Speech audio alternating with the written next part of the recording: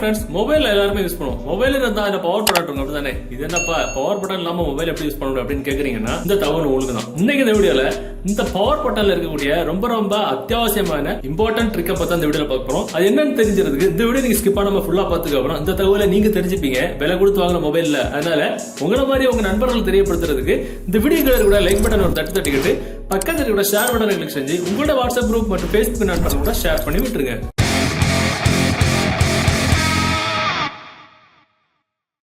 பொதுவாக அந்த power button use பண்ணி என்ன பண்ணுவோம், ஸ்கிரீன் லாக் பண்ணுவோம், ஸ்கிரீன் ஆன் பண்ணுவோம். அது கூட பண்ணக்கூடாது. ஏன்னா எனக்கு ஏற்கனவே ஒரு மொபைல் வந்து செத்து போச்சு. ஸோ அதே மாரி நம்ம என்ன பண்ணுவோம், மொபைல வந்து பவர் பட்டனை பயன்படுத்தி சுவிச் ஆஃப் பண்ணுவோம். இந்த பாத்தீங்கன்னா இந்த மாதிரி நம்ம லாங் பிரஸ் பண்ணி பிடிச்சிங்கன்னா சுவிச் ஆஃப் ஆகும். அப்படியே ஆப்ஷன் வரும், சுவிச் ஆஃப் பண்ணிட்டு போயிடலாம். ஸோ நீங்க யூஸ் பண்ற மொபைல் நீங்க காசு கொடுத்து வாங்கிருப்பீங்க. நீங்க சுவிச் ஆஃப் பண்ணா மட்டும் தான் உங்க மொபைல் சுவிச் ஆஃப் ஆகுன்றது கிடையாது.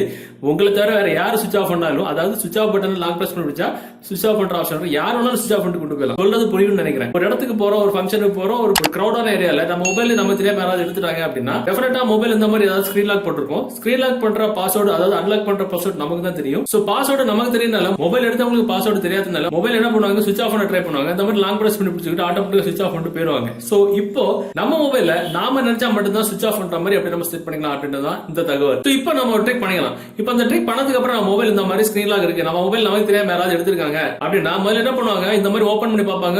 பாஸ்வேர்டு கேட்கும். பாஸ்வேர்டு நமக்கு தான் தெரியுன்றதுனால சுவிச் ஆஃப் பண்ண ட்ரை பண்ணுவாங்க. சுவிச் ஆஃப் பட்டனா லாங் பிரஸ் பண்ணி பிடிச்சாங்கன்னா சுவிச் ஆஃப் பண்ற ஆப்ஷன் வராது. பாத்தீங்கன்னா வந்துட்டு போயிடும். பாத்தீங்கன்னா லாங் பிரஸ் பண்ணி பிடிக்கிறேன், சுவிச் ஆஃப் பண்ற ஆப்ஷன் வந்து அப்படியே ஸ்டேபிளா நிக்காது, வந்துட்டு போயிருது. பாத்தீங்கன்னா போயிருது.